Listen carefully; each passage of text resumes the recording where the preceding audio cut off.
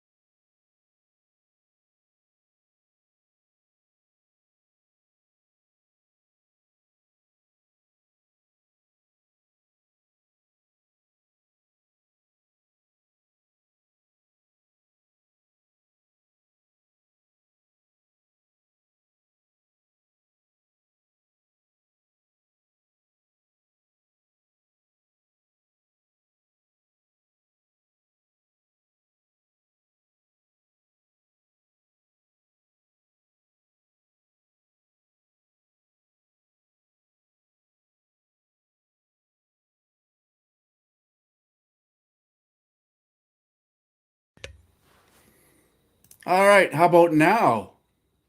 Are we good now?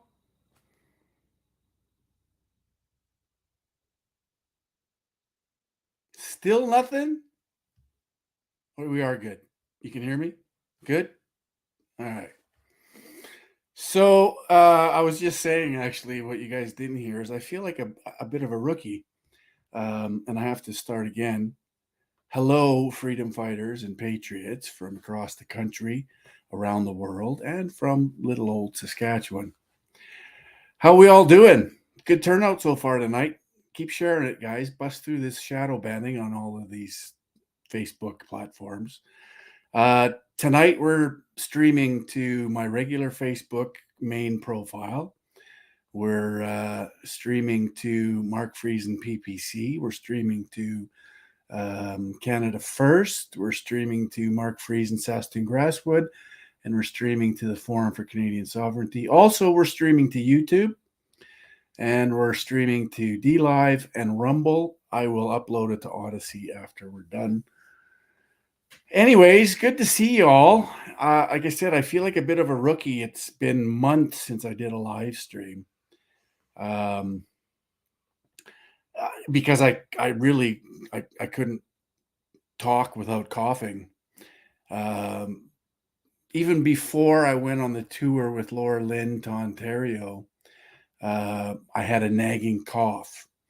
And then going on the trip, I managed to catch a bug and got really sick. I actually had to terminate the tour, my part of it, and get my butt back home. Problem is I have 60 to 70% lung capacity left after my little experience last year. And when I get sick, if something, is respiratory involved, I have significant problems breathing and getting oxygen. So it was probably best that I cut that tour short, and I apologize to everyone in Ottawa that I wasn't able to show up, and on the East Coast. I really, really wanted to be on that tour to the East Coast, but it is what it is. I had to look after myself. So, and I ended up not getting pneumonia. So that's a good thing. I'm not sure how my lungs would respond to that. So, whatever. I think the best decision was to come home. And then I had this nagging cough for like, I don't know, however long it's been since I've been home. And hey, Nancy, good to see you. Yeah, it just wouldn't go away. And anytime I tried to talk, I would start coughing. I even still now, when I go to the dog park or wherever it is, if I'm active in any sort of way, um, it spurs it on. But anyways, yeah, I've had a lot of home remedies sent my way, let me tell you. But I am on, of course, vitamin C, vitamin D, NAC, and mullein. I don't know how you pronounce it. Mullein. I make a tea out of it. It seems to have worked. All that stuff combined seems to have worked. So on the road to recovery it's all good. Good to see you, Lanyan. Yeah, good to see a good turnout tonight. You know what? I have, because I haven't been live streaming for so long, there's a ton of stuff that I want to talk about before we bring Salim in. And Salim's going to join us tonight as well, talk a little bit about his perspective on the Ukraine and the globalist agenda.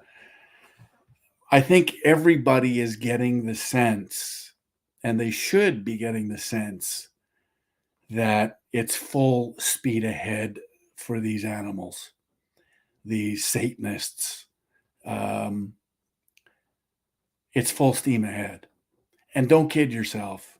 And yes, I'm going to say this across the Facebook profiles and into YouTube. We know that the number one element to this overall agenda, Agenda 2030, sustainable development, is population reduction. We know that. They've told us that. So we have to talk about it. And somebody has to talk about it. Our politicians don't talk about it. None of our elected politicians, federally, provincially, or municipally, ever talk about it. They all feign ignorance. They all deny its existence, even though there is a concerted effort in the Netherlands right now to shut down 3,000 farms in that country because of their fertilizer use, because they are putting CO2 into the atmosphere. It's insane. What does that equal? What that equals is famine and starvation on a mass scale around the world. When our farmers can't farm and produce food, it equals famine and starvation around the world. And somehow they've convinced the masses that it's okay. That it's okay. It's not. It's just not okay. None of this is okay. But nobody talks about it. The media never talks about it, ever. Because they've signed an agreement called the Media Compact to only push the narrative that these devils want pushed. And they're all evil, all of them. The establishment is completely evil. I keep getting these people commenting on my posts in regards to defending Pierre Poilievre. How do you do that? How do you manage to defend the leader of a party who is responsible for this agenda in our country? How do you do that?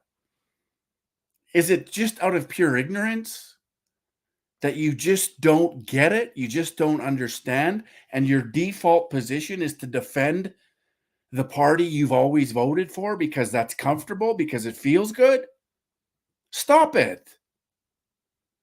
Figure this out. It's not hard.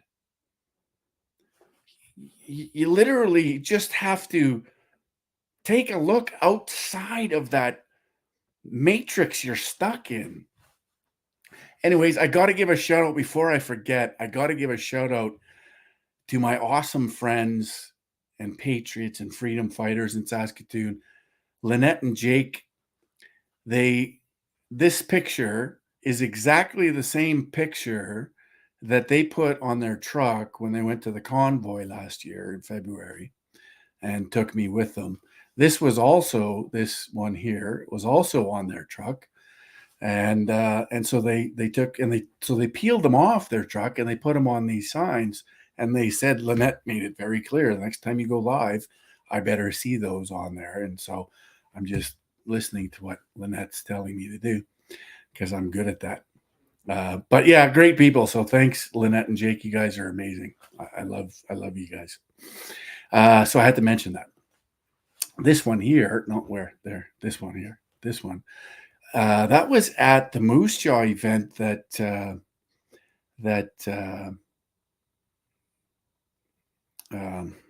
what's his name? Why can't I remember his name? Art Lucier put on. And a lady, there was a kid in the audience that gave it to a lady, and then the lady re-gifted it to me. And I thought it was the coolest thing. Some little kid made this, a cross and thing. And so that'll always be on here as well.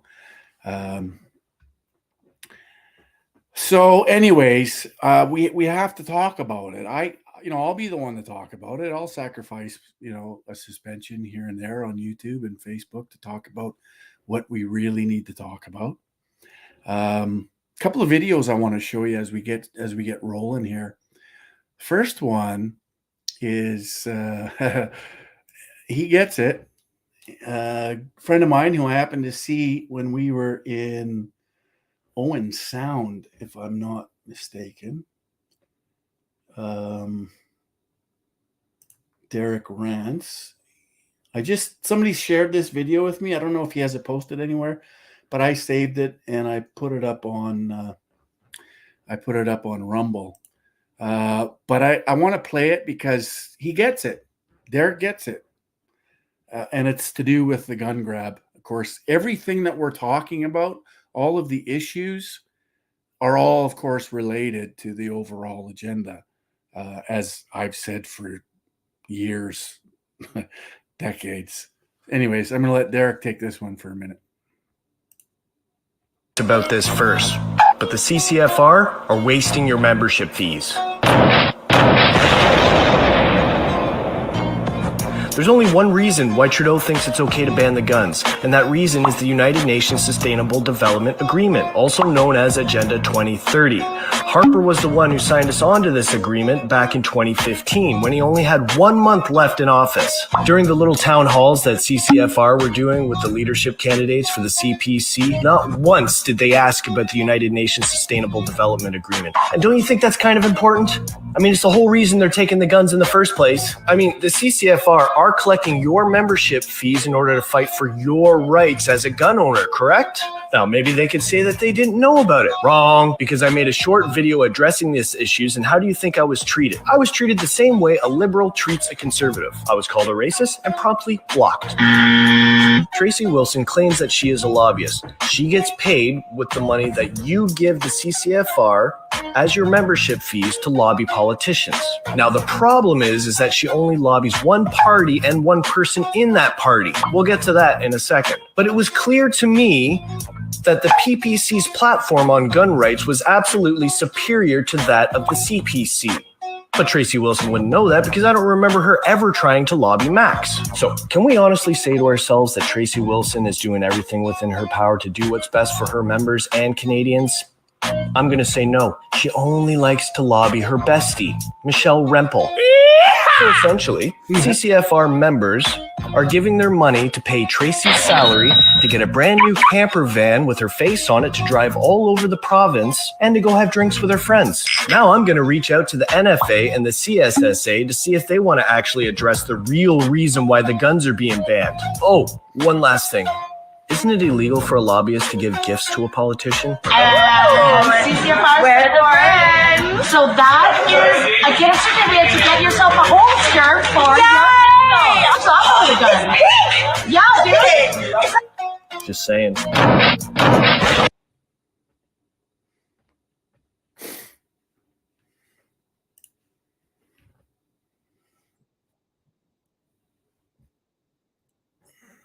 So Derek nailed it. And of course, he has talked about it before. And I appreciate that he has. But it is 100% related. There is a small arms treaty that the UN, all you have to do actually, if anybody's interested, is just Google small arms treaty and SDGs, and you'll see where that connection is. They are completely connected. They claim to not be able to achieve the goals of sustainable development without taking away your guns, because Klaus Schwab, as he said a number of months ago in a video, that the populations are going to get a whole lot angrier. Well, of course they're going to get angrier because we're losing our freedoms, and we see that we're losing our freedoms. And people that live in Western civilization and have taken their freedom for granted for decades are going to start lifting their head above the foxhole to see what's going on. And they're going to realize that their rights are being stripped from them, because in order for them to achieve the goals of sustainable development, they absolutely have to strip the rights away from people that live in Canada, the US, the UK, throughout Europe, in order to achieve the goals. They have to. They have to destroy Western civilization and everything it represents in order to achieve these goals. Because they know, and of course, guns are one of the primary focuses on all of this, because they know that if the people get pissed off enough, they're actually going to use them. And they might have to. Just saying. And I'm not encouraging it. I'm not promoting the idea. So don't spin my words and twist it into whatever you want it to be. That's the path that you have us on, and you know it. And that's why you're coming after our guns. The liberals are lying when they say they're not coming after your hunting rifles. Yes, they are. They're coming after everything. So it is what it is. Don't let them take them. Absolutely do not. Now, it is somewhat encouraging to see Manitoba, Saskatchewan, Alberta, and the Yukon actively standing up and opposing this gun grab. They're doing it because the people are getting restless, and it's the people who elect our leaders provincially, of course, and these provincial premiers are feeling a lot of pressure from the people, and that's a good thing. They need to feel more pressure from the people. It's extremely important that people continue to hold town hall events, to email your MLAs, to email Scott Moe's office, and stand up and voice your opinion and tell them that you're paying attention to what's happening. Scott Moe likes to run around saying everything is fine in Saskatchewan, everything's great, economy's booming, everybody's happy. Well, they're not. And I'm going to get into that in a bit further down in this first hour. But it's imperative that we, the people, pressure our politicians. And I know there's a lot of folks out there that are black-pilled and just want to burn the system down. I'm not one of them. The system has to be fixed from within. And at the end of the day, the reason we're at the point that we're at is because we all abdicated our responsibility to protecting our freedoms and our way of life to a whole bunch of politicians we thought had our best interest at heart, and they don't. We need to understand that. The reason all of these things are happening is because we all checked out of politics. We all said, I hate politics, and we went about our business. We got fat and lazy and complacent, and we didn't do anything. We didn't hold these people accountable for the decisions they made, not in our best interest. And so now we have to play catch up because of all of the decades behind us where we didn't give a shit. We didn't do anything. We got to take that responsibility back. We absolutely have to. And the people of Saskatchewan have shown that it works when you do that. We have to do that. That's on us. That's our responsibility. If we don't, and we just take the black pill and go lay down by our bowl and lick our nuts like a good house dog, of course nothing's going to happen. Of course it'll burn down. That's what they want. This idea that we have to burn this system to the ground is hogwash. It's bullshit. This idea. That's exactly what they want. They want to burn this to the ground. They want to destroy Western civilization, the best civilization humanity's ever known. They want to burn it to the ground. So when you black pillars are out there spreading the message, oh, there's nothing we can do. Oh, the system's got to be burnt to the bullshit. So many Canadians, so many Americans, so many Europeans died for this civilization that we should cherish. And apparently most of us do, based on the values it represents, the values of freedom, liberty, justice, equality under the law, prosperity and truth, sovereignty. All of those are the values that they have to attack and destroy to achieve their goals. And the black pillars are telling me I have to accept that? That I need to burn this system down? No, what I need to burn down is the corrupt politicians. The people I need to get out of office are the corrupt politicians, the people that drug us into this mess because we let them. That's on us. There's no silver bullet. There's no quick fix to any of this. This is on us for being fat and lazy and complacent for decades. That's how this works. And so we're starting to see, as more people wake up, that we're taking back that control and we're actually wagging the dog of government. I'll give you an example. As the convoy was moving to Ottawa, Scott Moe made an announcement that they was lifting the restrictions and the mandates. Everyone attributed that to the convoy putting the pressure on the Saskatchewan government. Although it played a role, and I'm not going to dismiss it by any stretch of the imagination how important that convoy was, but at the same time that was happening,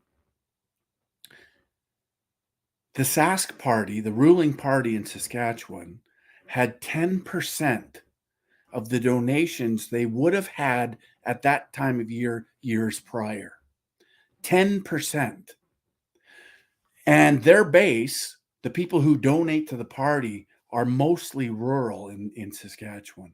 And it's the rural folks that understand their way of life is under attack and understand how important freedom and liberty and justice and sovereignty and prosperity and truth and all these things are to their way of life. And they told Scott Moe, enough's enough of your tyranny. We're not taking it anymore. 10% donations of what they would have normally had. That's why Scott Moe announced before any other premier in this country, they're lifting the mandates and restrictions. And what happened after that? Well, the next day, Jason Kenney announced that he's lifting the mandates and restrictions but he moved it up because he has to be better than Scott Moe. So Scott Moe, the Saskatchewan people influenced Scott Moe, who influenced Jason Kenney, and then the rest of the dominoes fell. So congratulations, the people of rural Saskatchewan. You started the ball rolling. This is what I'm saying, that we have to re-engage. This is our country. This is our land. This is our province. This is ours. It belongs to us, not politicians, to give away to some unelected, unaccountable foreign entity who's creating cookie cutter policy for the rest of the world that doesn't make any sense whatsoever here. We have to stand up. And in that, the only way people are going to be motivated and inspired to stand up is if they understand what's truly happening. It just is what it is. There's another issue I got to talk about, and that's this euthanasia. Again, so there's the gun crap, there's euthanasia. Euthanasia is attached to this agenda.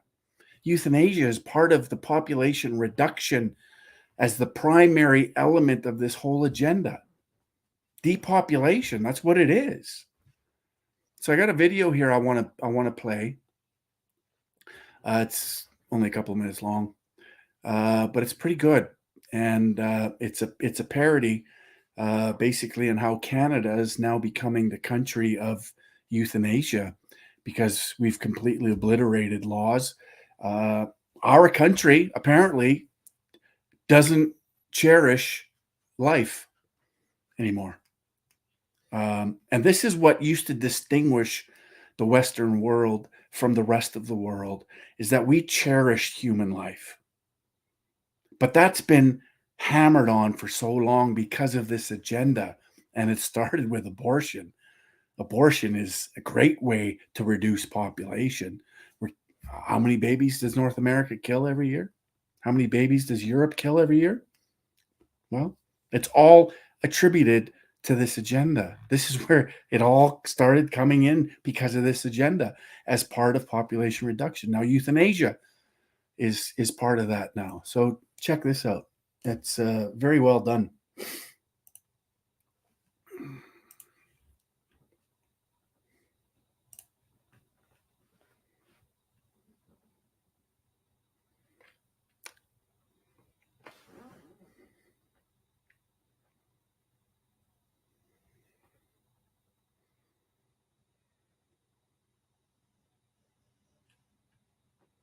Oh. Who do you want to? I'll start it again.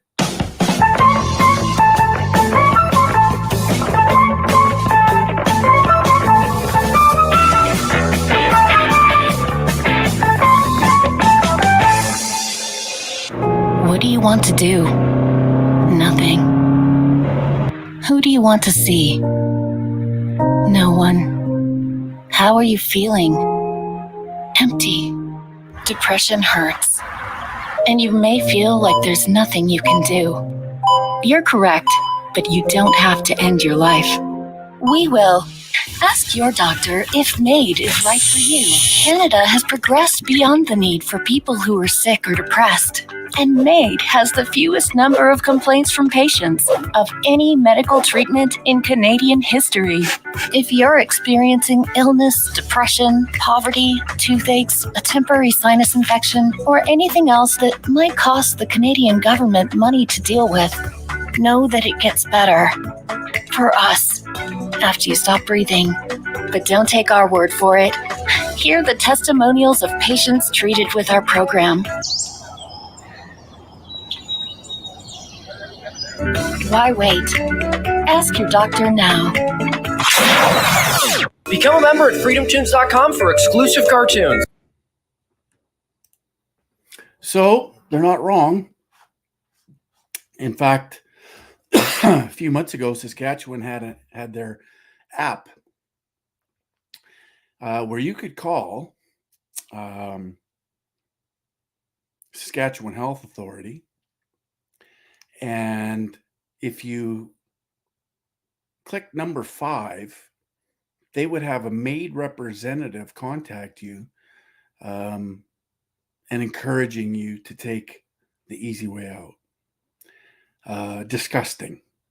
Thoroughly disgusting. Now, anybody that tells me that Scott Moe isn't part of the Sustainable Development Agenda and doesn't promote it is full of shit. Doesn't know their ear from their elbow.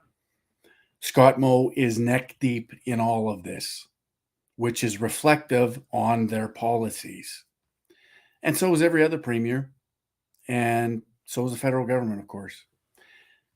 And so euthanasia is expanding.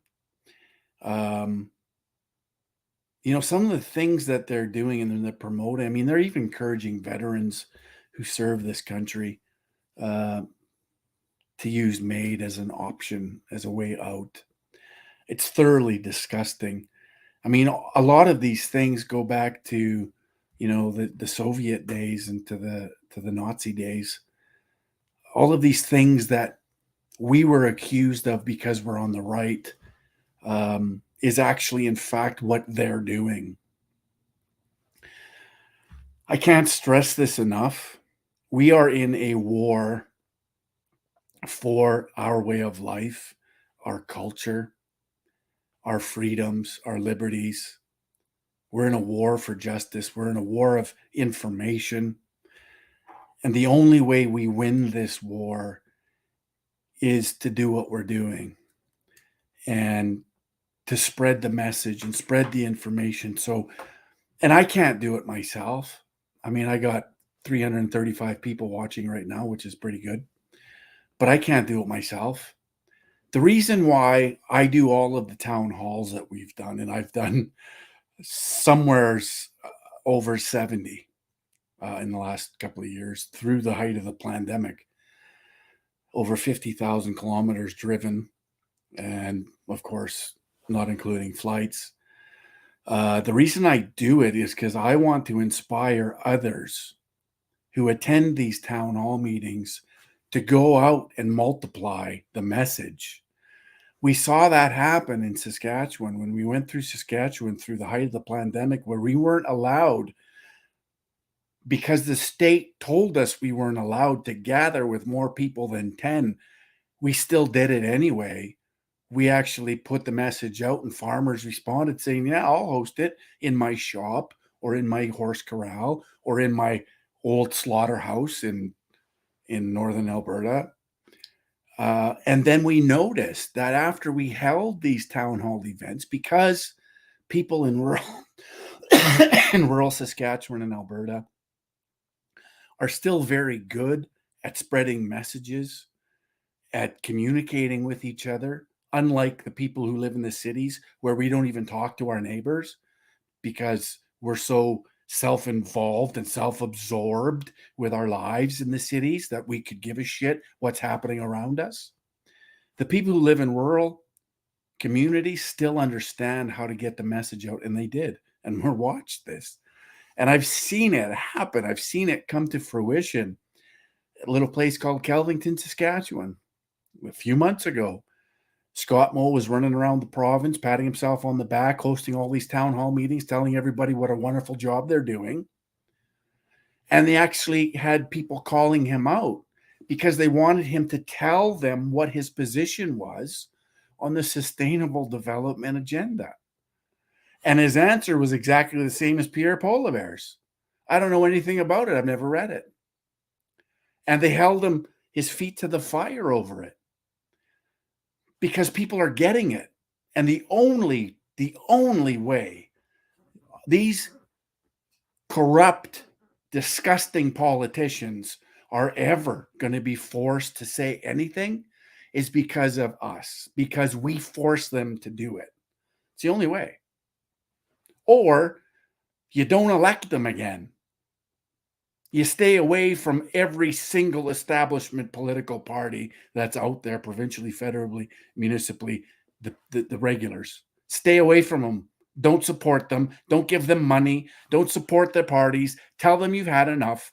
It's over. Because they're all committed to this agenda, all of them, across the board. And guess what?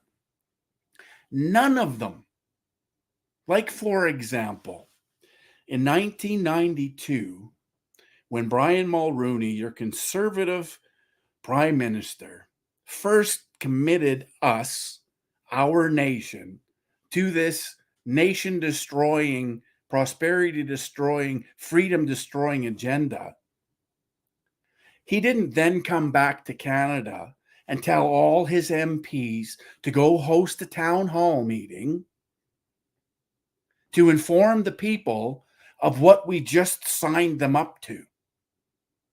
They didn't report to the people what they've committed to and what the consequences of that commitment to this agenda really is. Never happened, not once. In fact, what they did is denied it since 1992, since they first signed it. Nobody's talked about it. They've all denied it. What's the definition of a conspiracy? A whole bunch of people going together, conspiring an idea and not telling the rest of the public that they're obligated to tell. That's not only a conspiracy, it's not a theory, it's a fact, but it's also treason. They've all committed treason, all of them, either by ignorance or omission or blatant disregard for your best interests. None of them, Liberal, Conservative, NDP, Bloc, Green, federally, ever said 2 words to you about this agenda, sustainable development agenda. Not one. Not one, ever. And when asked, they called anybody who asked them a conspiracy theorist, because that was the best way to label, shame, ridicule, and dismiss the people asking the right questions, like myself, who's still referred to as a conspiracy theorist.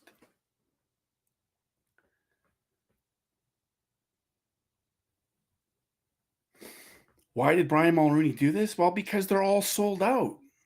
Because they've all been given promises. If they do this, they'll be taken care of.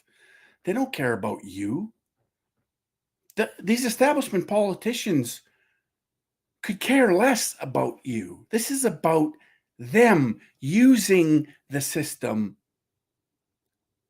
for their own benefit. It's nothing to do with you or your best interests. Since they signed that agenda, and who else has been involved? Well, since that, they signed it in 92. The Liberals implemented it like they always do. The Chrétien Liberals implemented it through the bureaucracy. And it wasn't like they brought all of the public sector employees together to tell them, we have this wonderful agenda we're going to start implementing through the bureaucracy. They never did that either.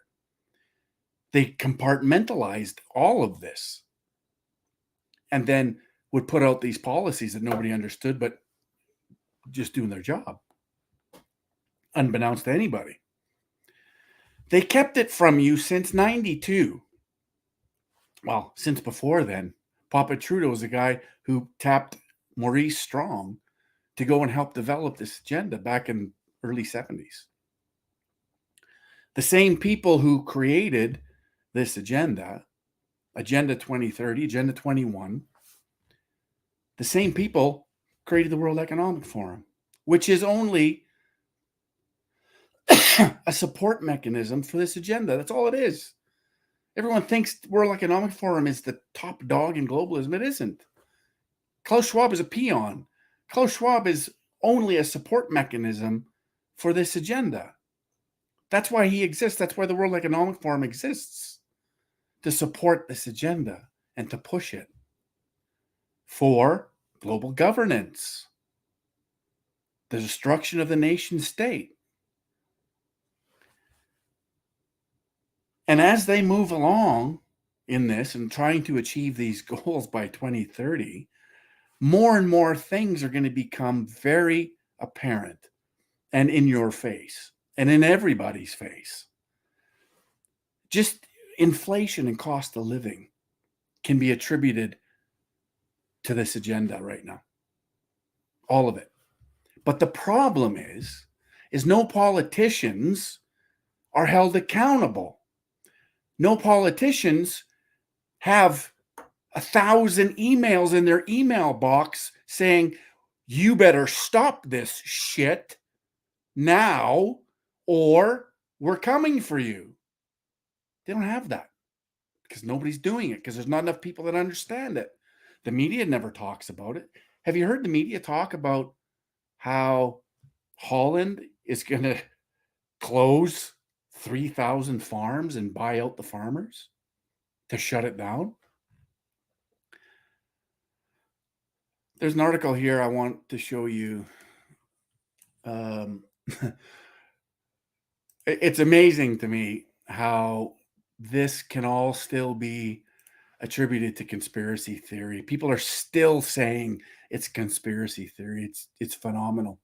Klaus Schwab, head of the World Economic Forum, recently spoke on Chinese state media where he proclaimed that the Chinese regime is a role model in the systematic transformation of the world. This follows an agreement signed by world representatives at the G20 summit in Bali that is heavily modeled around the 17 Sustainable Development Goals from the United Nations Agenda 2030 platform, with which the World Economic Forum is a strategic partner. Meanwhile, massive protests are sweeping across China against the ruling communist regime zero COVID policy. This happens as the regime is finishing construction of a massive detention camp, allegedly to house people infected with COVID-19. However, given the CCP has used its QR health pass system to mass arrest protesters, it's likely the camp will be used to detain political prisoners, naturally. In this live Q&A with Crossroads host Joshua Phillip, we'll discuss these stories and others and answer questions from the audience. So I'm going to just copy this link and plop it down into the chat, and you guys can take it from there. But I need to say this again, how important it is that people start to grasp what's going on. Recently spoke on Chinese state media where he proclaimed that the Chinese regime is a role model in the systematic transformation of the world. This, a communist dictatorship, is the model they're going to use. This follows an agreement signed by the world representatives at the G20 summit in Bali that is heavily modeled around the 17 Sustainable Development Goals from the United Nations Agenda 2030 platform, with which the World Economic Forum is a strategic partner. Now, when I ask Pierre Poilievre to his face what his position is on the Sustainable Development Agenda, his reply to me is he has no idea what it is. I know he's lying, but there's a lot of people out there that believe him when he says that because they don't know what that is either. So because they don't know, they're willing to give Pierre Poilievre enough room and the benefit of the doubt that he probably doesn't know either. Of course he knows. He voted on the thing 4 times. He knows exactly what it is, but he cannot admit to it because if he does, the Conservative Party will be shown as the party responsible for bringing it to our country. Mulroney in 92, Harper and his government made it law in 2008 and then signed it again 1 month before the election of Justin Trudeau in 2015, September 27th. Committed to it again. And now Justin Trudeau just again made another agreement in Bali on behalf of you. And if you ask any of them about it, they'll call you a conspiracy theorist. Somebody told me the other day, well, he can't say it. He can't talk about it because then everyone will call him a conspiracy theorist. Well, so what? Is it the truth? Then tell the truth. Then employ your MPs. Teach your MPs so they can go and tell the people, their constituents, that they owe them the truth too. And they can go and tell them what this represents and what it is. But know what? They won't do it. They can't do it because it doesn't exist. I haven't read it. I don't know anything about it. And people accept it. It's unbelievable to me. It's sick. We're a very, very sick nation. We're a nation of zombies. Other than the people that are in this chat and the people I've met around the country, it's getting better because every single town hall event that we've been to has been full. Bob Leon over in Alberta, the founder of the Alberta Prosperity Project, ran as a candidate in the by-election in Medicine Hat. Bob's fantastic. The Independence Party is in good hands with Archer Pawlowski and Bob Leon being a part of that, because that's Bob understands. Bob gets it. Bob is able to relate all of these issues to this agenda. He knows 100%. Word is getting out. But I can't do it myself. Bob Leon can't do it himself. Archer can't do it himself. You folks have to hold these politicians accountable. I can't do it for you because I'm only one. We need to flood their email boxes. And I'm serious when I say, and I put up a post a while ago in regards to this, people often ask me, what can we do? Well, here's what you do. You get a bunch of people together in your riding. You all blast your MP with emails demanding, not requesting, demanding they hold a town hall event in the riding to report to the people what the Sustainable Development Agenda means and what it is and why you signed it. Demand that they do that. I put up a post, I don't know, it was about maybe a month ago, maybe less, in regards to this. I sent an email. I even created an email that people could just copy and paste and change, who it's addressed to, and then go out and do it. I saw a few emails come into my e-box where people actually did it and they CC'd me. But there's nothing I would like to see more than the people coming together and demanding that their representatives actually speak to them about this agenda. Force their hand. Force them to do it. They owe that to you. That's their job. And if they don't do it, if they refuse to talk about it, fire them. At the earliest opportunity you get, fire them. And make sure you go to your neighbors throughout your community and talk to people and tell them this is what you've requested and demanded of your representative, to tell the people the truth. Do that and watch their hair light on fire, because they'll be caught with their pants down. They won't know whether to shit or go blind, because all of a sudden the people rose up and demanded accountability and demanded action and answers to these questions, these issues that are destroying what our ancestors built and what thousands of Canadians died protecting. That's the least we can do. It's the least we can do, isn't it?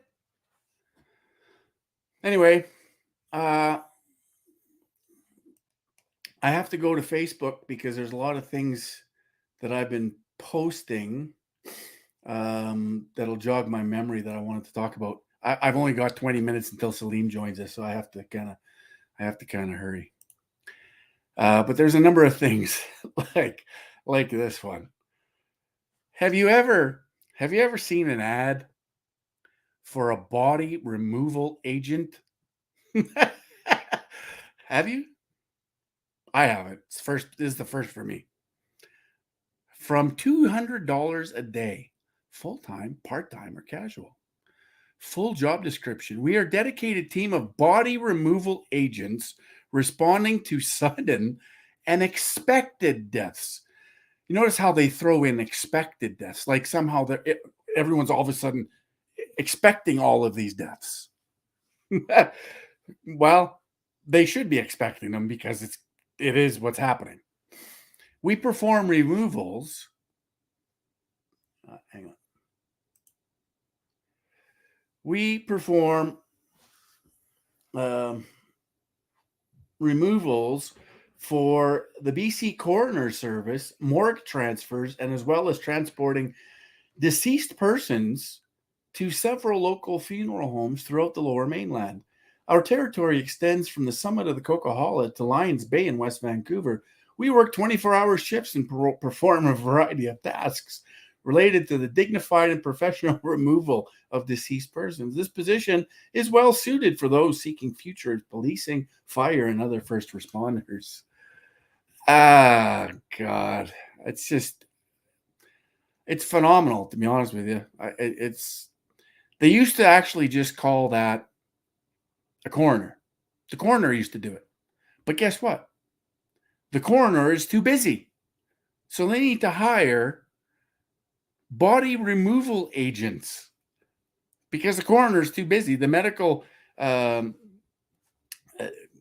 whatever they're called, they're all too busy. So they got to hire at $200 a day body removal agents. Ever seen that before? No, me neither. And yeah, here's came out of Fox News, and again, you'll see it further in my thread. Peter Sweden actually brought this up, but Netherlands reportedly set to forcibly close 3,000 farms to comply with EU mandate. Some Dutch farmers have said their industry is being unfairly targeted, while other sectors like aviation are not. Would it be any better if they were attacked? Would it be any better that they want to destroy all of the economy? I always hate that language. Well, you're not doing it to anybody else. Don't do it to it. That's terrible language. Don't use it.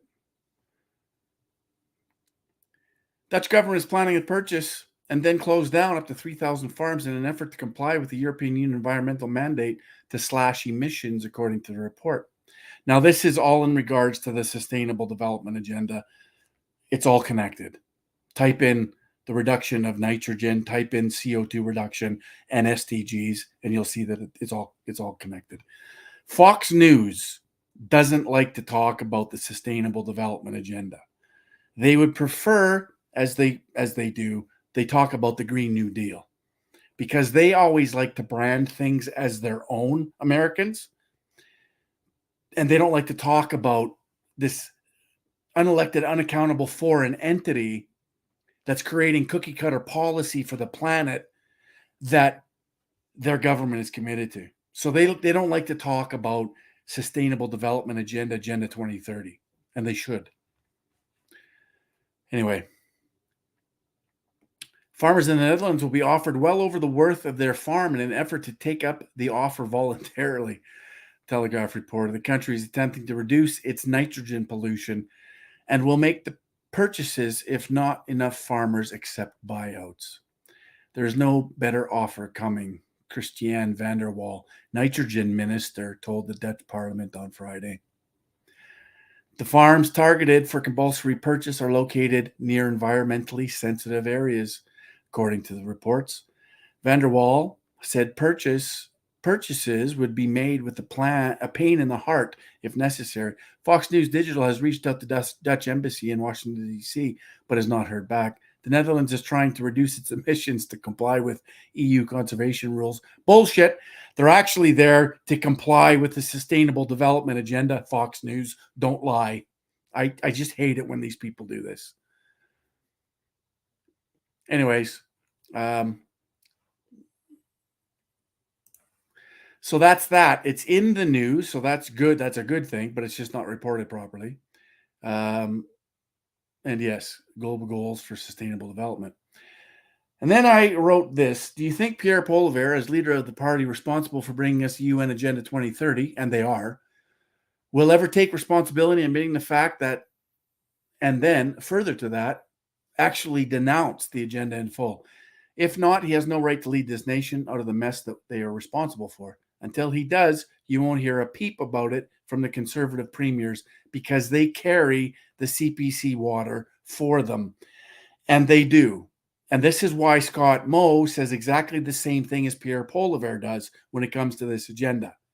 This is why Danielle Smith hasn't said a word about sustainable development agenda 2030, since she's been premier. Although when she was a radio personality, she did actually talk about the sustainable development agenda and what it represented. But now as premier, she has to carry the water for the federal Conservatives because if Danielle Smith talks about it, or Scott Moe talks about it, or any of the other premiers talk about it, they're going to hang the federal Conservative Party.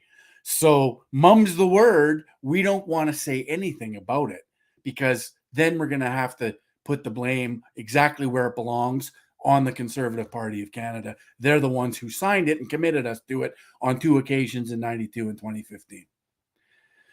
And then there's the Friends of Science. I love the Friends of Science. They're my go-to. Global warming, Northern Hemisphere snow cover at 56-year high. Wow, that global warming narrative just isn't fucking happening. But understand that it's not about global warming anymore. It's about climate change, right?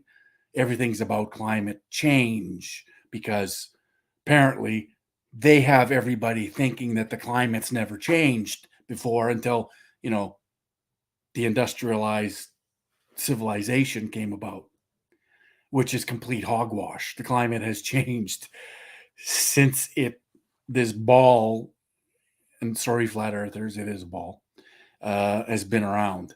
Climate has changed and will continue to change. The day it doesn't change is the day that you can all light your hair on fire. But so even within the climate change narrative, they could then blame all of this snow on climate change, which they try to do. Yeah. So here's the Peter Sweden tweet. Netherlands has announced, and this is the correct way. If you're going to inform people of something, this is the correct way to do it. Netherlands has announced they will seize 3,000 farms in order to meet 2030 climate goals. Farmers will be forced to sell the land that they have owned for generations to the state. This is climate communism. Well, it's climate commu-fascism because the communist and the fascist have merged. And they merged back in the late 60s to create the Club of Rome.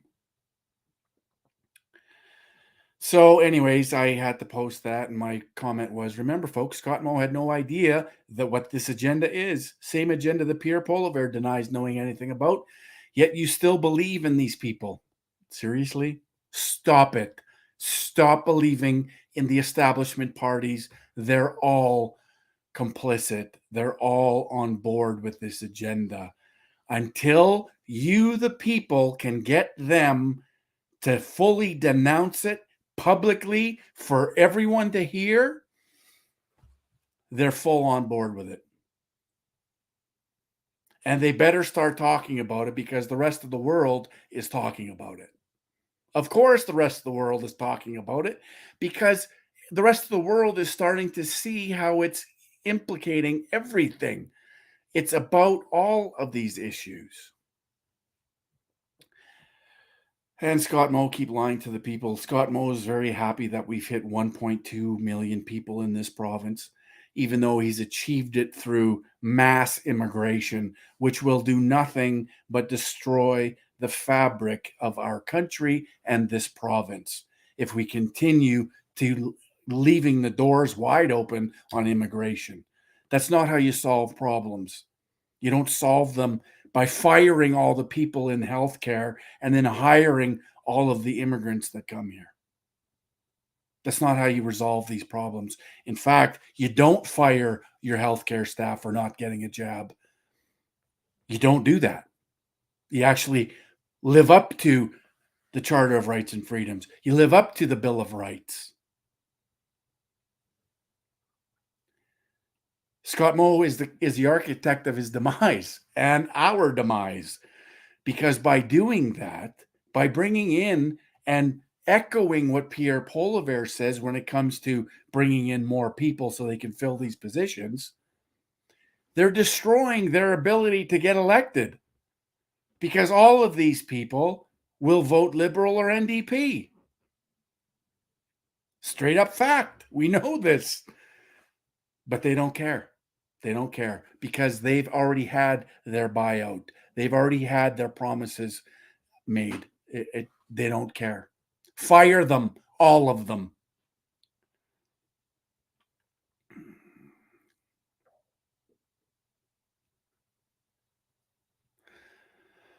Yeah. So I wrote this. Raina shared it the other day, and I believe it. Imagine being alive at such a time as this. Being on this planet at this time in history is an amazing gift. Don't squander it. Embrace it as the most amazing responsibility ever bestowed on a people. We have an unbelievable opportunity to save Western civilization and freedom from the clutches of global tyranny. Embrace it. Love it. Take enormous pride in what you're doing. You will leave an amazing legacy. Imagine sitting on the sidelines, oblivious, watching others fight for the values everyone claims to cherish. We've all been chosen. Not all will accept this responsibility, but those who do will forever be remembered and honored when we win. This is a war we didn't ask for. We didn't create it. It was foisted upon us, and it is now ours to fight and win. And win we will. But it's going to take all of us, not just me, not just, Salim Mansour or Bob Blayon or Archie Pawlowski or, people across this country. It's going to take a lot of us. And more people are getting it. More and more people are being exposed to what's going on. Yeah, I'm still banned on Twitter, by the way. And there it is. I'm just waiting for my release. It appears to be imminent. So there's a lot more that I wanted to go through. You don't need to see that. That was fun. Scott Moe bragging again. Yeah, here's where the Yukon has voted to join Alberta, Saskatchewan, Manitoba, and refusing to cooperate with Justin Trudeau's tax on law-abiding gun owners. It was a while ago, back in October, but good to see. And it is how we're going to defeat globalism, but there has to be unity, and that unity will only come from the people. And this is why I say, it's incredibly important. I know there's a lot of people that are trying to force this unity, and unfortunately, we're a group of freedom-loving individuals and individual freedom. And so there's a lot of different ideas. And I've said this before on my streams, and I mean it. Because of who we are, that unity can only come through factual information and knowledge. It's imperative. There are no silver bullets in any of this. Anybody that's preaching to you that they have an answer in a bottle, a quick fix, a silver bullet, is full of shit. This isn't going to happen overnight. And I know there's so many of us brought up in this throwaway society, this immediate gratification, that think it can happen overnight. It's not going to. Constitutional conventions, Myth is Canada, common law, Christopher James, all this hogwash is just that. It's hogwash. There's no silver bullet. What this is going to take is the people to unify under factual, truthful information and understanding where the attack is coming from, who our enemy is. Once we all get it, then we can come together under that umbrella and force these establishment slimy politicians to do what we expect and what we demand them to do. And if not, we fire them and we elect somebody that will represent our best interest as a nation and as a province. It's the only way. It's the only way. There's no silver bullet. There's no quick fix that's going to just do this. All of those things that these people talk about lead to violence and insurrection. It's all it does. It's all it does. And while they may have us on that path, as I spoke about earlier, I want to avoid that.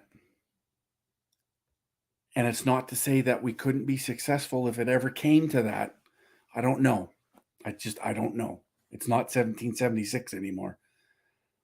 But I'd like to resolve it before it gets to that point. Nobody wants that because it's really ugly and it's bloody and it's messy and it's gross. I don't think anybody wants that.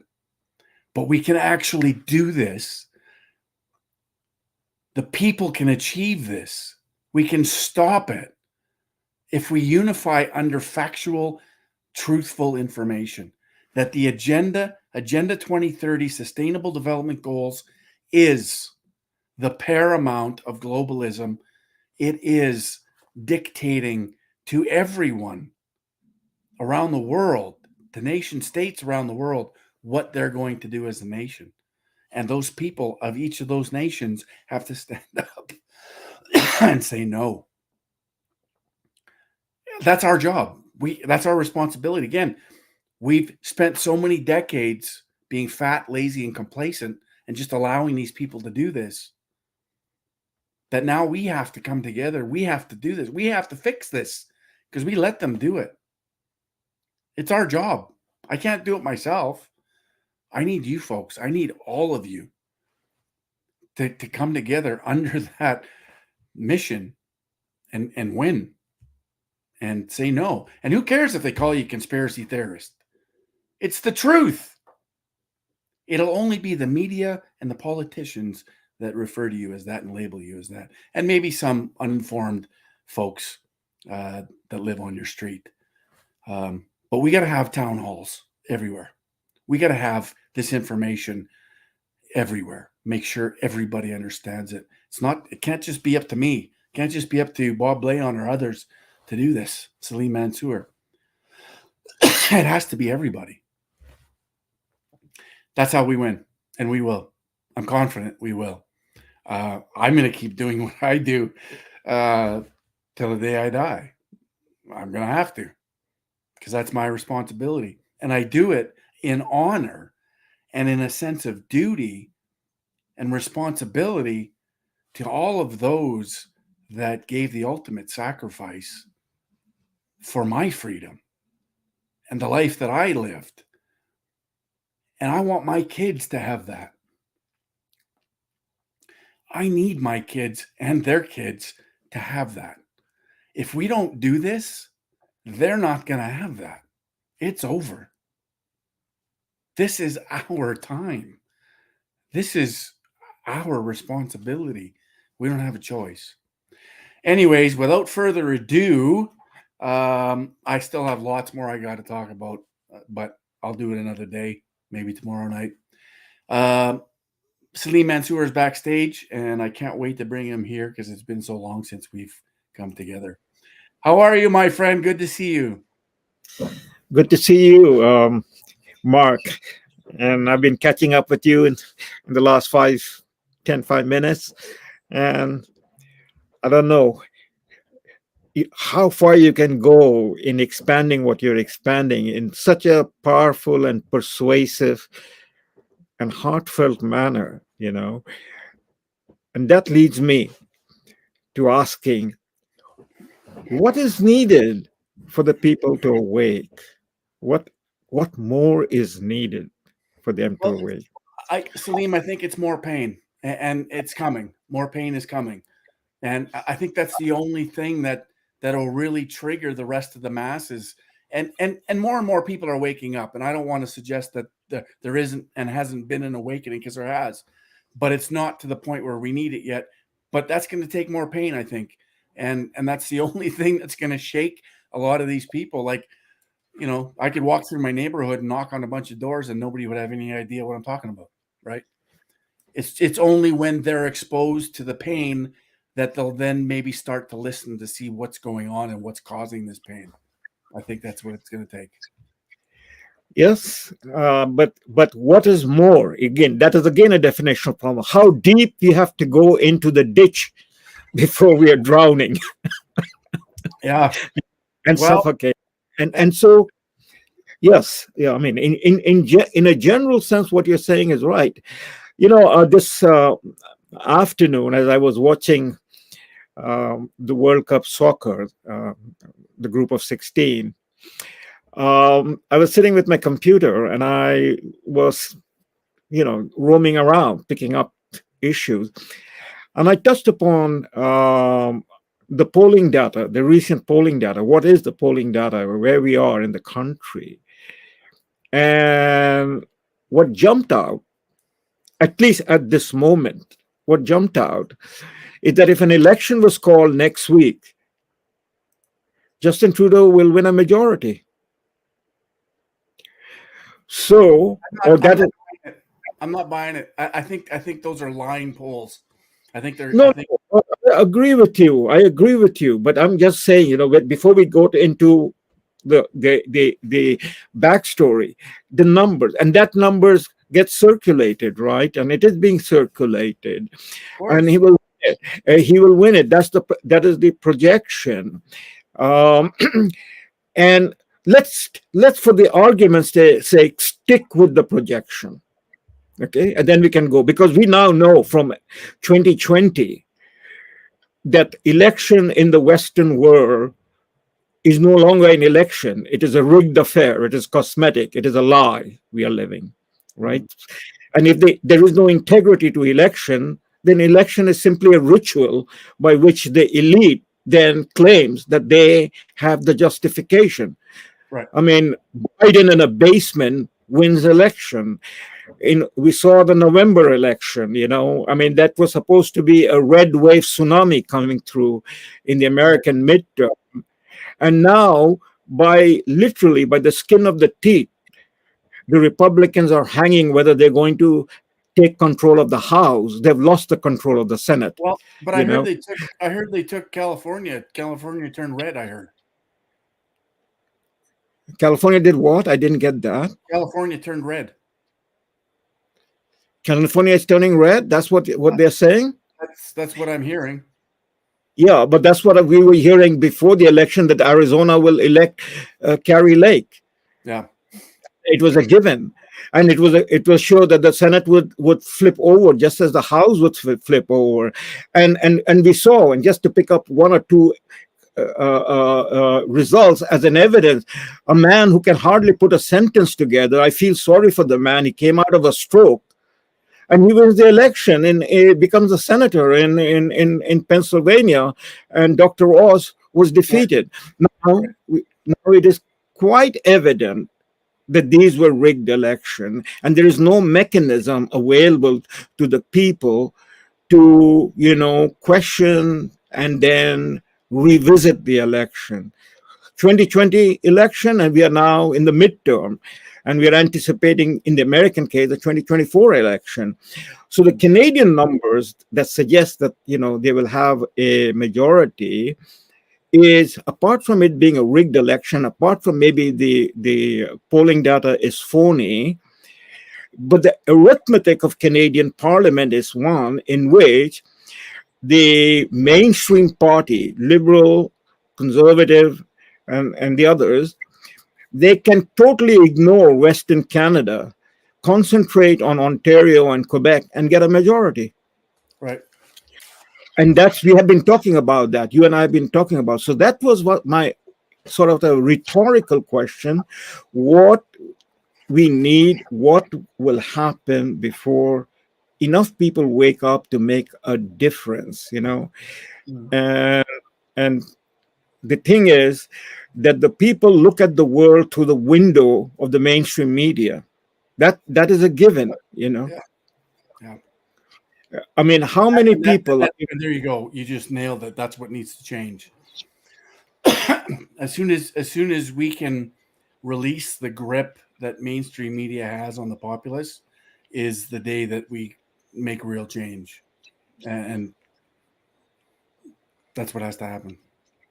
Right, exactly. So those are the odds against which your voice and the voice of others... Yeah, this is the thing, and this is why, Salim, this is why I still believe in like, even when the discussion came about the censorship bill, C11 coming in, I'm actually not that afraid of that, to be honest with you. I think that would be an opportunity for people like myself, who would never be able to do this again, to get off my butt and get out into the ether, into the populace themselves, and by holding more live in-person meetings that we all need to do more of. I mean, this is nice. This is digital tonight that we're on right now, and it's good, but it's an echo chamber. We need to get out to the people and in their face and tell them what's happening. And that's, for me, that's the only thing that'll ever work if we're going to, and we, that can be more powerful than even the media, if we can do that. Because when a guy like myself speaks at a town hall, for example, and it's just an example, people can see that I'm genuine. People can see that and they can check for themselves everything that I'm saying, that I'm telling the truth, and expose, and they can see my emotions. They can feel what I'm presenting to them. And that has an enormous effect, more so than the digital world does, or even mainstream media. I think we would have an advantage in that case, and if more people would just do it. Yeah, it's all for the good of what you're saying, you know, and the promise behind what you're saying. But there is the objective reality we have to confront, you know. And Right. what I'm leading up to is the following. We also have to be relentlessly self-critical. Yes.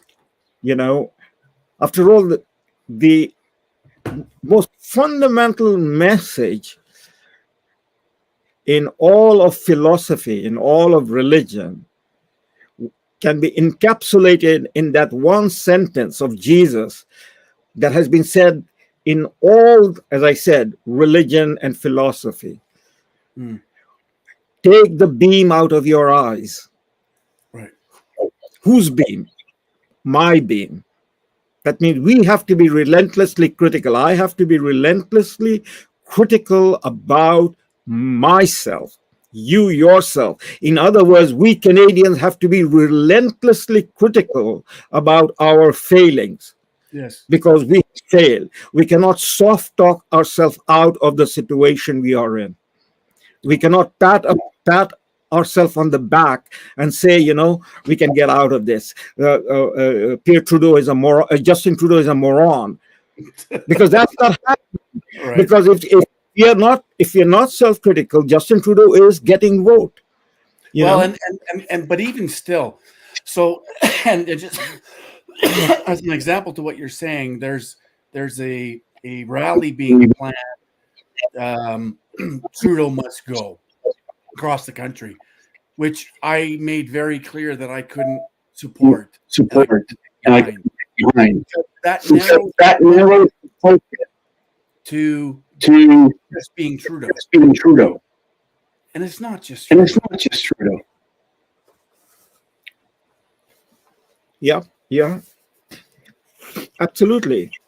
I agree. It's the But whole establishment. yeah. So if we are willing to be relentlessly self-critical, we have to see ourselves and we have to see the world. And I wanted to suggest to you that Canada doesn't live in an isolation. Canada lives in a world, and events are happening both within Canada but outside of Canada.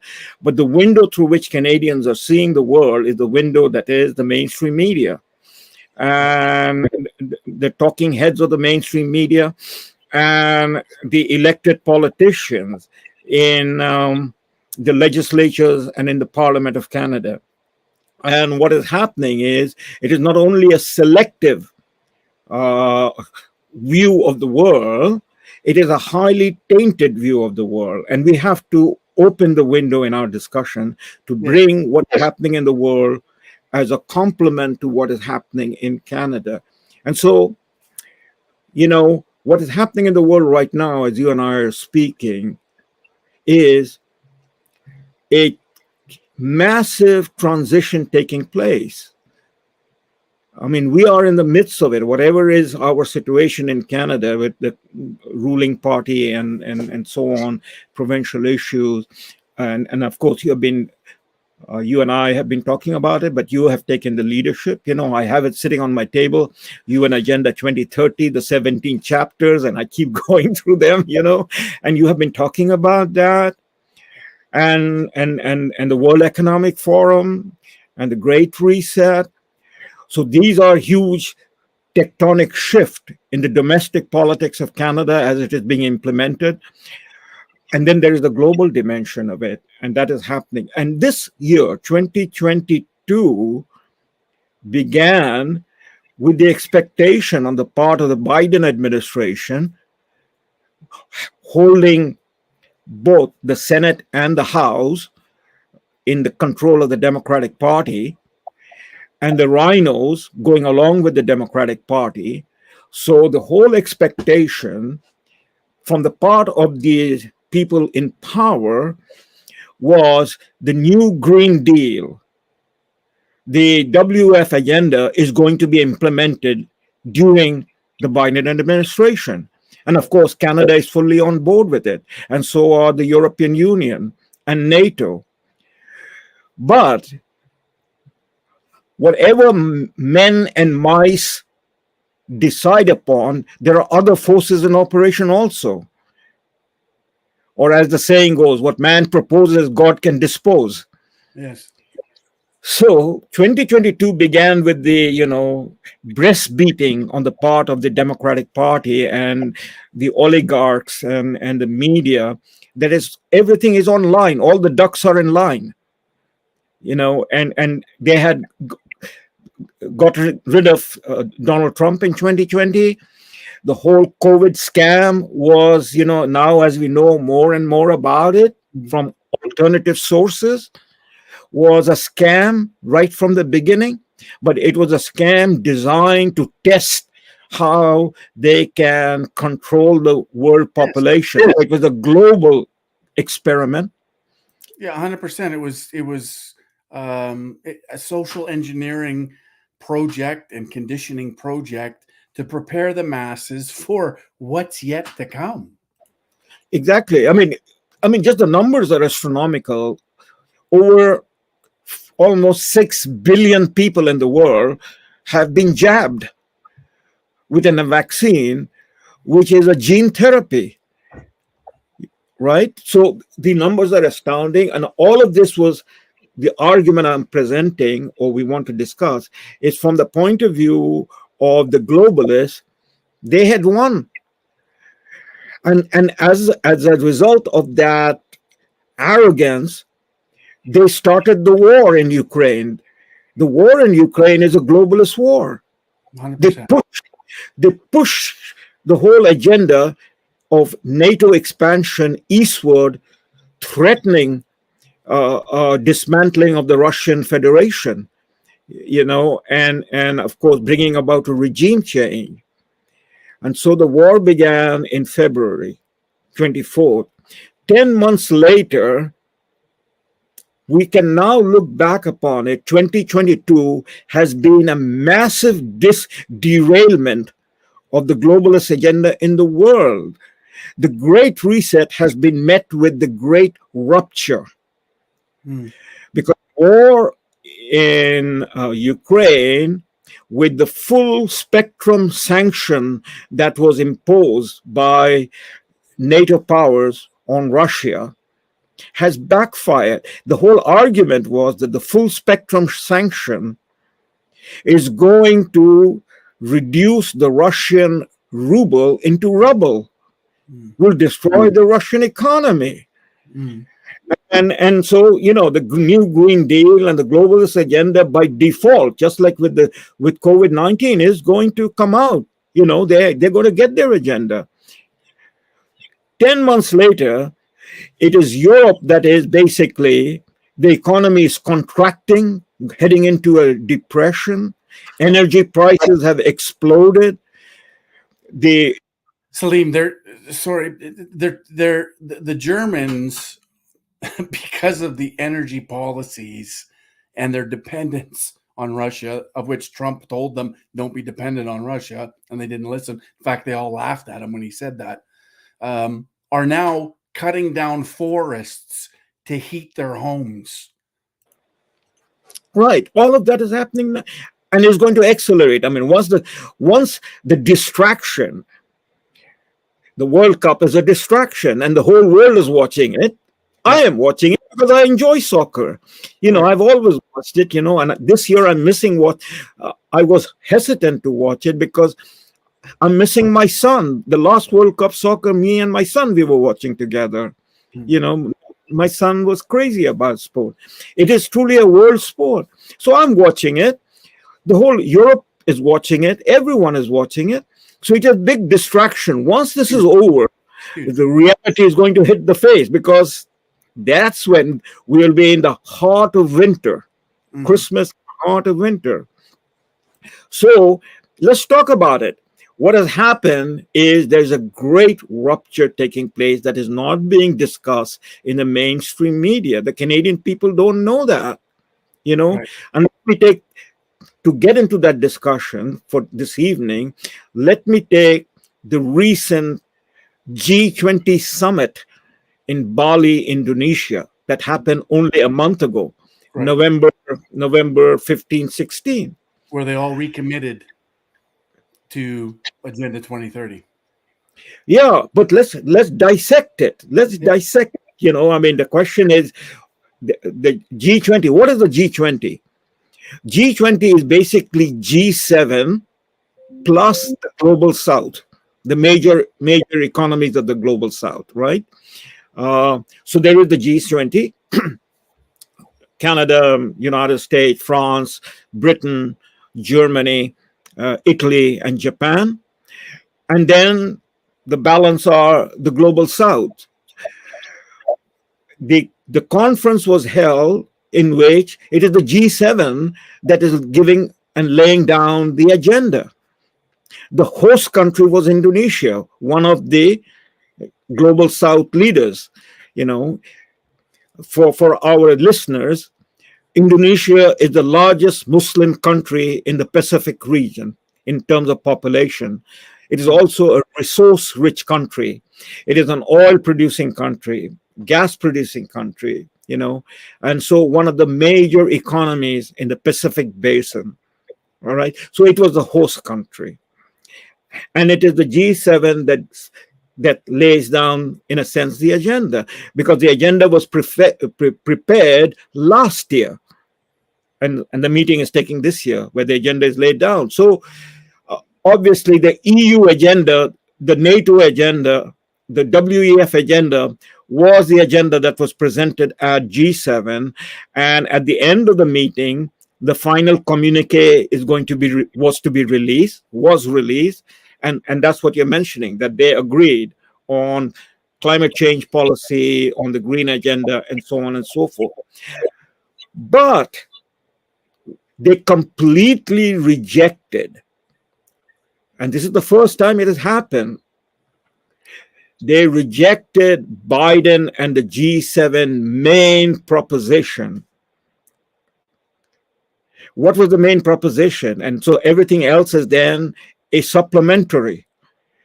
The main proposition that Biden went to Bali and Putin did not go. Putin sent his foreign minister, Lavrov. The Chinese president was there, Xi Jinping, because it was all the heads of government that was there, except for Putin. So what was the agenda that Biden went to, get them to agree upon in the final communique? Was to declare Russia the aggressor in Ukraine and condemn Russia by name. And the final communique that was released neither mentioned Russia by name, nor did the final communique say that Russia is the aggressor. What said was a condemnation of the war that is going to hurt and is hurting the economies of all the countries, and especially the poor economies, resulting from the price of fertilizer, the price of hydrocarbon fuel, all the special metals and so on, and that is the biggest concern now, not only of the global South but also of the European countries, right? So the Bali conference only condemned the war, did not mention Russia, did not mention Putin by name. What does that suggest? I will expand a little more, but what does that suggest? That the global South rejected the American leadership on what is America's most important foreign policy at this moment, because America is waging a war in Ukraine against Russia. Okay, that was one. The members who came to the G7 Bali conference, that is the Global South members, among them was Saudi Arabia, for instance. For the first time in the history of Saudi Arabia and American relationship that goes all the way back to the years immediately after World War I and during World War II, when Franklin Roosevelt met with the founder of Saudi Arabia, King Abdulaziz ibn Saud.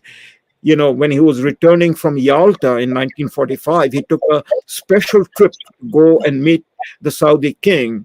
A special relationship was bound, and it is on the basis of that we have the petrodollar as a world currency. The world reserve currency is the petrodollar, backed up by oil from OPEC countries, principally Saudi Arabia.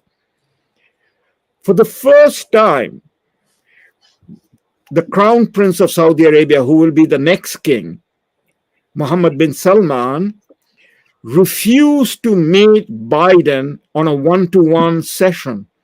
Biden had one-to-one session with the president of China and with other leaders, the president of Turkey, Erdogan, and he wanted a one-to-one meeting with Saudi Arabia. And what was the main agenda that he wanted to meet Saudi Arabia on one-to-one? So that the Saudi Arabia can pump more oil to, get the oil on the basis of petrodollar into Europe. And the Saudi king refused to meet with the president. The message is the most astounding message, which again, the Western media has downplayed, because what it says to the Gulf countries, to the African countries, to the OPEC countries, and to the global South, that Saudi Arabia does not any longer consider the United States as the guarantor of Saudi security. Right.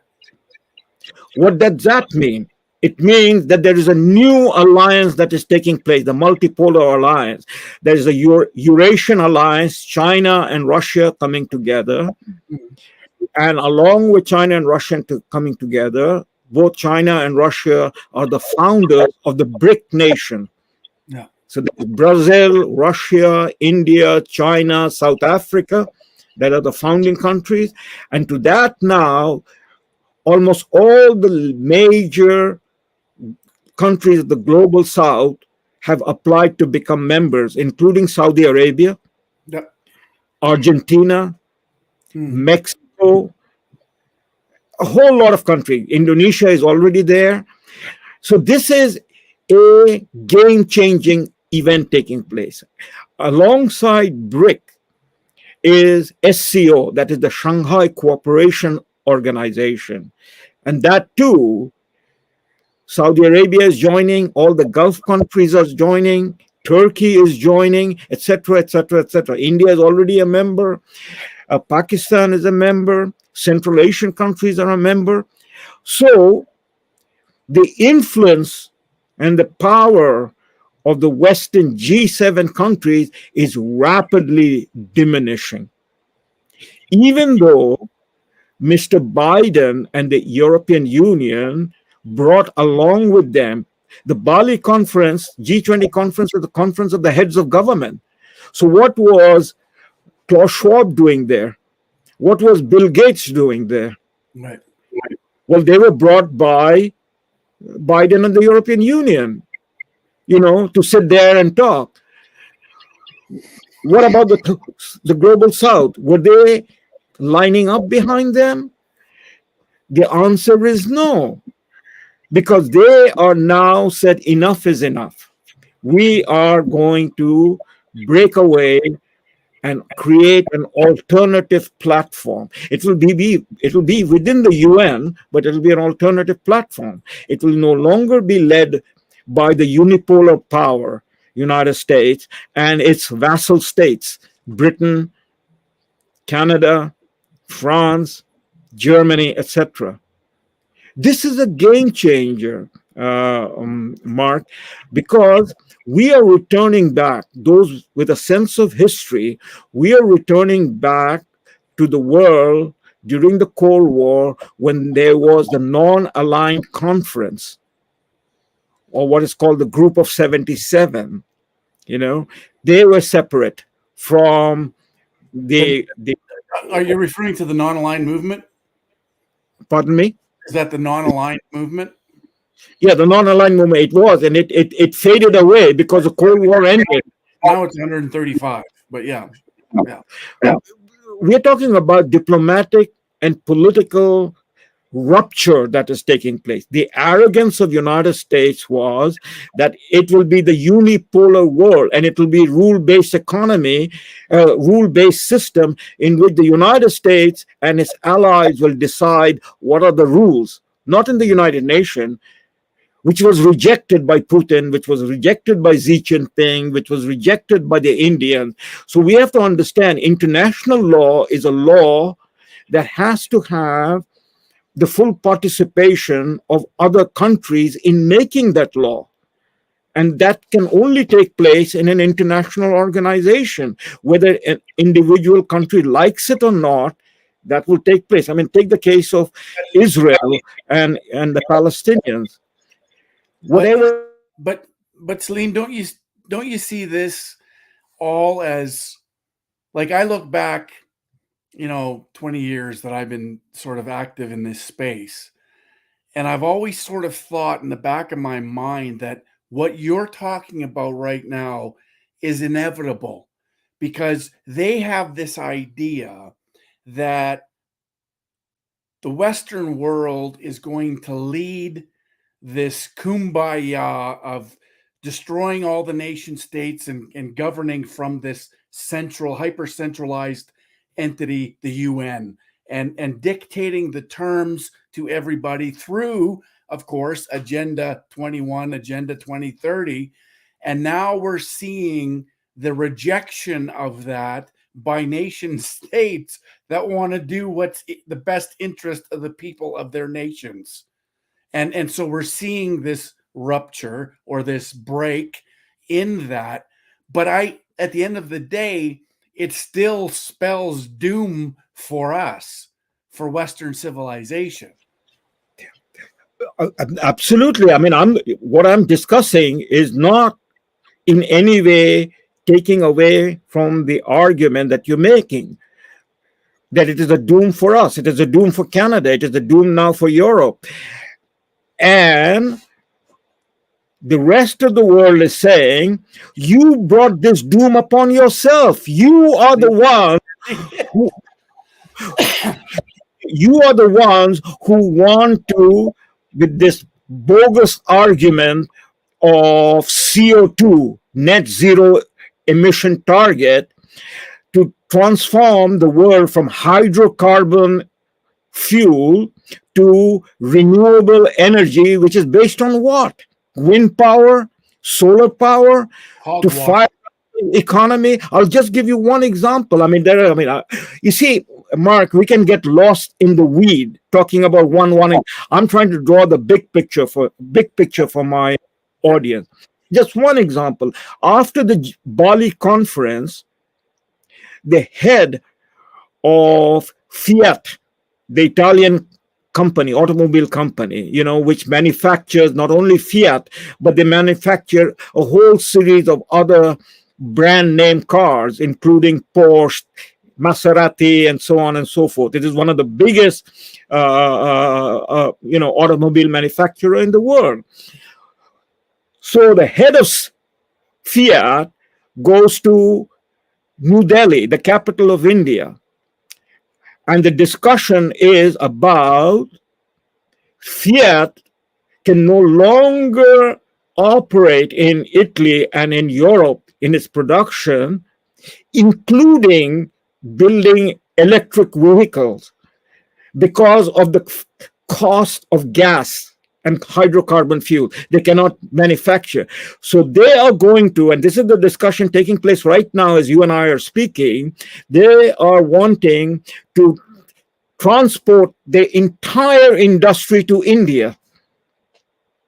So you're talking about offshoring. Well, their offshoring took place. You and I have talked about this. It has happened over the last 30 years. What was Trump trying to do? Trump was trying to do is to bring back the industry. Trump was saying America first. Trump was saying we're going to be energy independent. It has to be. There is no other option, Salim. Correct. But will Trump come back? I mean, I'm not speculating. I'm just leaving the question there. But if Trump doesn't come back, the deep state is in power. That is the Democrats and the rhinos. They are the agents of the globalist agenda. They are the promoters of the globalist agenda. So do you think, Salim, then, do you think that once Western nations and Canada, the US, throughout Europe, that once they grasp the magnitude of BRICS and what that can then turn us into, do you think there's an opportunity in the relatively near future that Western nations start to awaken and start to say, okay, hold it here. We gotta change course, or we're done. We're finished. That's what I'm trying to, bring on the table in our discussion. The irony is that the Western civilization, if it is going to be saved, it will be saved by the global South now. Because look at it, the whole experiment of the last 30 years, from the Earth Summit of 1992, the Kyoto Protocol. Let's stick to that issue because that's at the heart of this debate. That is the CO2 issue. Hydrocarbon economy is and the Western powers came up with this argument that we have to dismantle the hydrocarbon economy. Okay. So Europe fully went along with that because it was a European idea. I mean, the Canadians, Maurice Strong and so on and so forth, but through the UN and the European Union, this policy was pushed. And this policy was pushed, and Europe, take Germany, the major power in Europe, basically shifted from hydrocarbon economy to renewable energy, that is the green energy. But it shifted only cosmetically because it was buying energy from Russia at a very low price so they could afford to shift into non-renewable energy. The main industries, Yes. automobile industry, chemical industry, and pharmaceutical industry, the main powerhouse of German industry was functioning on hydrocarbon fuel. It was only it was cosmetic, that people are driving Tesla and people are engaging in solar power and so on and so forth. It was all virtue signaling. It Yes. was based upon the hydrocarbon fuel coming from Russia and from the OPEC countries. So what happened? The Ukraine war was a complete sanction against Russia on the argument it was Russia that will be destroyed. Mm. Who blew up the Nord Stream 2? Right. The pipeline. Exactly. It was blown up by the Americans and the British, Exactly. MI, the CIA, and the deep state. Now the Germans are waking up. They are waking up and now realizing that they have been played the fool by this whole agenda. So now let me step back. Let me take you in another direction. That is, my friends. Let's take the G7 now and the political leaders of the G7. That's why I said we have to be very self-critical about ourselves, each one of us. So here is G7. Let me run the name of the G7 leaders. Biden in the United States, Trudeau in Canada, Rishi Sunak in England, in UK, Macron in France, Olaf Scholz in Germany, Giorgia Meloni in Italy, and Fumio Kishida in Japan. Okay, I got the 7 names for you. Now, let's look at who they are in terms of the generation. Right. The oldest man in the G7, the oldest leader in the G7 is Biden, born in 1942, suffering from dementia, right? It's every day it is getting worse, but he's the leader, quote unquote, of the free world. Right. All right. He cannot put a sentence together, so somebody is writing his sentences for him. That's Obama and the whole other crew. So that's the leader of the first world, of the G7. Then take Trudeau. Trudeau was born in 1971. He's 50 years old. He is born long after the end of the Second World War. He's born long after the Cuban Missile Crisis. He's born long after the Woodstock orgy of 1969. Born in 71. He's 50 years old. So hold that thought in your head, okay? The next man, Macron. Macron is born in 1977. He's 45 years old. Italy, Giorgia Meloni, born in 1977, 45-year-old. You have Rishi Sunak, born in 1980, 42 years old. You have Olaf Scholz, born in 1958. He is 60 plus, or 57 years old. And 67 years old, sorry. And then finally you have Kishida of Japan, born in 1957. He's 64 years old. Kishida is 64 years old, and Olaf Scholz is 64 years old, give or take.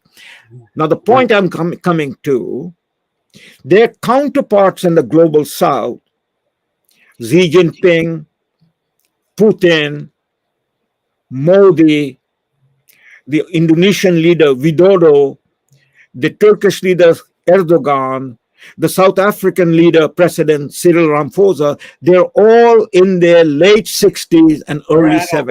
They're adults. So this generational gap is very, very instrumental. There's nobody around, for instance, take our Prime Minister, Mr. Trudeau, there's nobody around him who has a memory of the world before 1971 or who will caution the Prime Minister. So here you have the Prime Minister and his Deputy Prime Minister in full support of the Nazis in Ukraine. Right. 100%. Nobody's. Nobody told him that his father's generation were fighting the Nazis in in Europe. Were they? And that is the condition. You have a whole new generation. And then furthermore, since the average age of the generation of G7 leaders are in their 50 and less, what you have is a situation that they were born and they were educated in a culture that was destroying itself. Right. His father was the prime minister in 71. That is Justin Trudeau's father. He's the guy responsible for multiculturalism, the beginning of the falling out of Canada. Yes. You take the case of the British prime minister, English prime minister, Rishi Sunak. He's of Indian origin like me, but born in England. He's a Hindu, of Hindu faith, born in England. And this is the way I would put it, he is the embryo cultivated, or the man cultivated in the petri dish of the World Economic Forum and Goldman Sachs. Right. Right? And this is what the English people have as a prime minister. And on and on and on. So when they meet, as they meet in the G20 conference in Bali, their counterpart from the global south, not one of them has any gravitas, any wisdom, any knowledge, Right. any way that any of the other leaders are going to have any respect for them. And they don't. And you saw the video of the Chinese president scolding Trudeau. Right? So what that tells you, this great rupture, which I'm calling the greatest, is taking place, that is the 80% of the world population and the majority of the countries in the world, except for the G7, basically have rejected it. So now your question is, well, in Bali, the final communique said, they're going to go along with climate change. Now, why won't they go along with climate change? Because the climate change policy makes an exemption of China, of India, of Nigeria, of all the countries. Sure. They're bound by it. So if you right. Yeah, if you want to have climate change, go ahead and have it. If you want to believe that man can be a woman, transgender, etc., go ahead. Nobody's stopping you. Please do. Yes, 100%. They've been sitting back and laughing at us for decades, Salim. They knew exactly where this was going to funnel into, and here we are. So that's what it is. So, when the Canadian people do wake up after we have been impoverished and basically turned into serfs, but serfs of which people? Of the oligarchs. And then, being serfs of the oligarch says, because they have offshored their production to China, to India, to all of the third world countries to take advantage of the hydrocarbon economy. Forget about wages and all of that, because the wages are rising. It is a hydrocarbon economy. It is. So then they will say, Justin Trudeau will say, well, we're going to have uprising in Canada against these policies, as Biden and the Democrats are faced with. People went to demonstrate in 2020, January 6, 2020, to rally in support of President Trump. They were common people like you and I, grandmothers and fathers and so on and so forth, Americans. They went to their capital, Washington. And what did the Democrats do? Turned it around into an insurrection, and they're holding people prisoners. The same thing happened with the truckers, Freedom Convoy, and so it's the same thing. They use martial law. So in the future, when we have dismantled our army, our armed forces, through the woke culture, as it is happening in America, and we have generals and flag officers who are basically singing from the same page book as the World Economic Forum, as our generals are singing. I wrote about this general, Lieutenant General Michel Maisonneuve, who was holding Zelensky as the example of the great leader, published in National Post. Right. And nobody in Canada was saying, what the hell is he talking about, right? No. Because he's a general. So if he wants to be honest, that is again back to taking the beam out of your eye, then you should have respect for the generals who came before you, who wore the Canadian uniform before you. Those generals and those people who wore the Canadian uniform, they went to fight the Nazis in Europe. And you, general, you're praising the Nazis. Right. And you're not even aware, self-aware of what you're talking. So much BS. And nobody's coming out in Canada and saying, the emperor is without clothes. Right.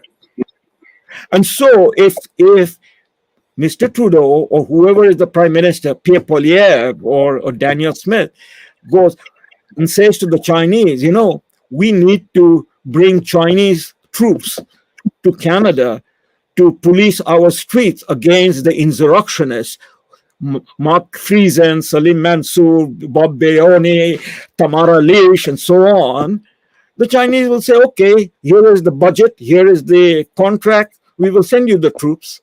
Right.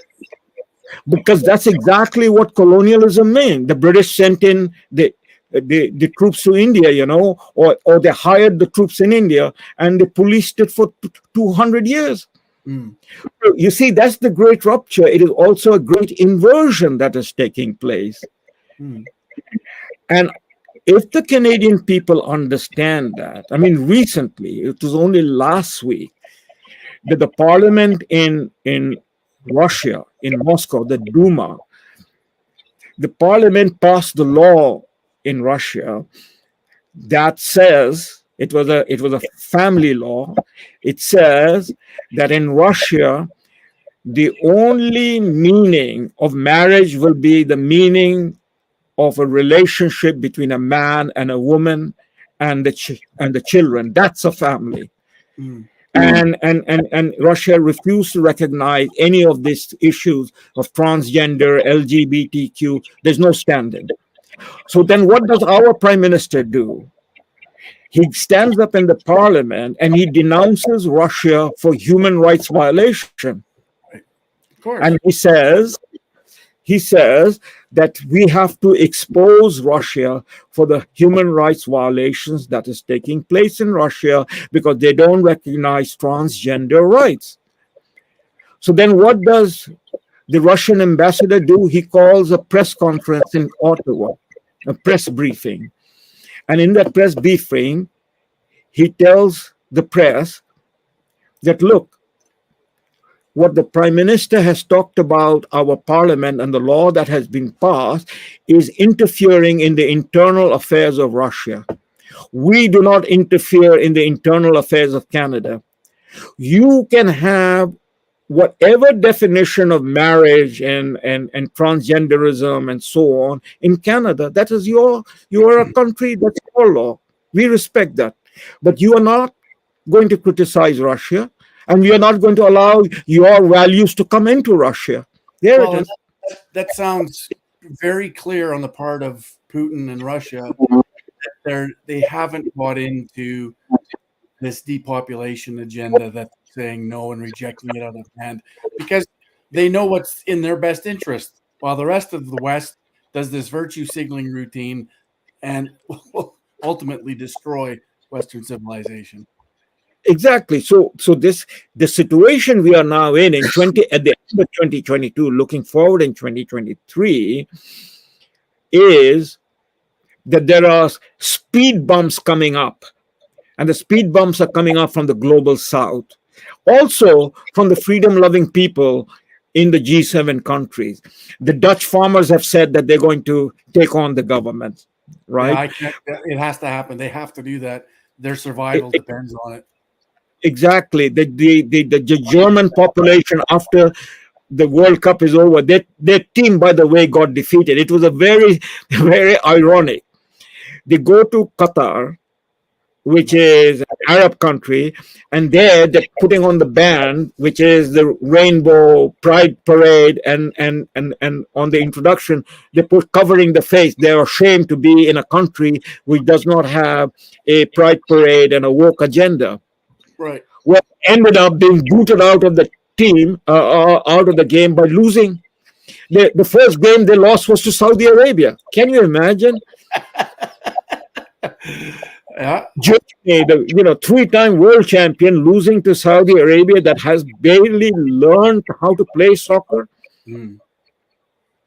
So what I'm discussing is mice and men might have ideas, but those ideas can be derailed because, as the saying, again, I'm repeating myself, as the saying goes, man can propose whatever they want to propose, but God can dispose it. And I think what is happening is the global South rejection of the ideology of the woke agenda of the new Green Deal. Yes. Is boomeranging upon the West. And just to conclude my thoughts on this matter, the basic refusal on the part of Saudi prince to meet with Biden was a clear signal that there is arrangement in the work to replace the dollar as a reserve currency.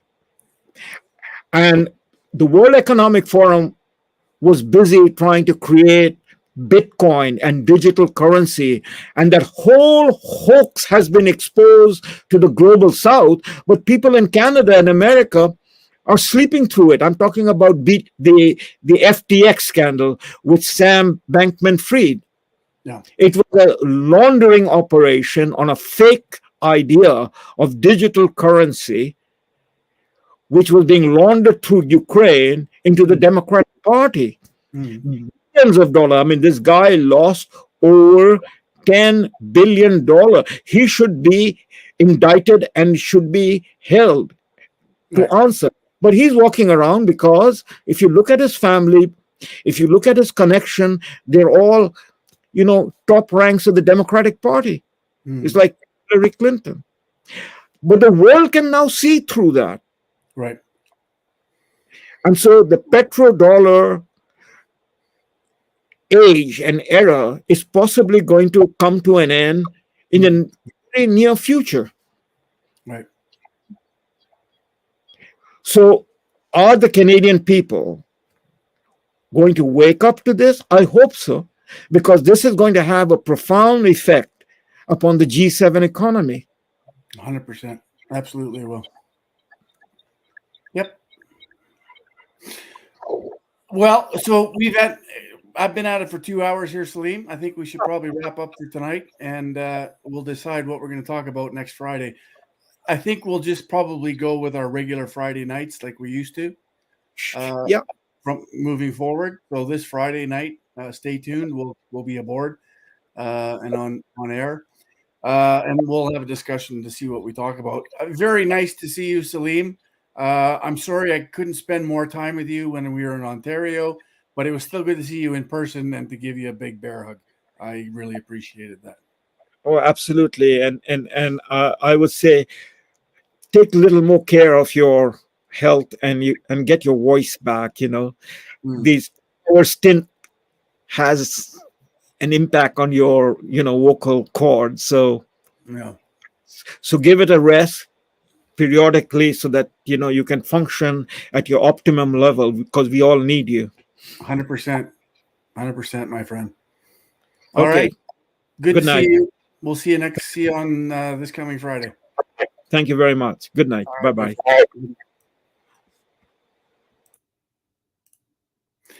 All right, another round with our national treasure, Salim Mansour. They don't make him any better than him. I missed having Salim. It was tonight was very good. We'll be back Friday night. Yeah, you're absolutely more than welcome. It's nice to be back. It's nice to be back and have a riveting conversation that we did have. Um, and of course, we'll get into a little bit more of this as we move along. There's so much going on. Again, I missed a lot of what I wanted to talk about tonight, but of course, I ramble on. It's what I do. So I might just go live again tomorrow night, maybe Tuesday night. We'll see how it goes, and scroll through my Facebook a little bit more, just to make sure I talk about all the things I want to talk about. I got to get into provincial politics because there's things happening there. I got to get into lots of different things. So stay tuned. I might go live tomorrow night. We'll see how it goes. Yeah, there's a lot to talk about. It's never ending. But anyways, thanks for joining tonight, you guys. I love each and every one of you. You're it. You're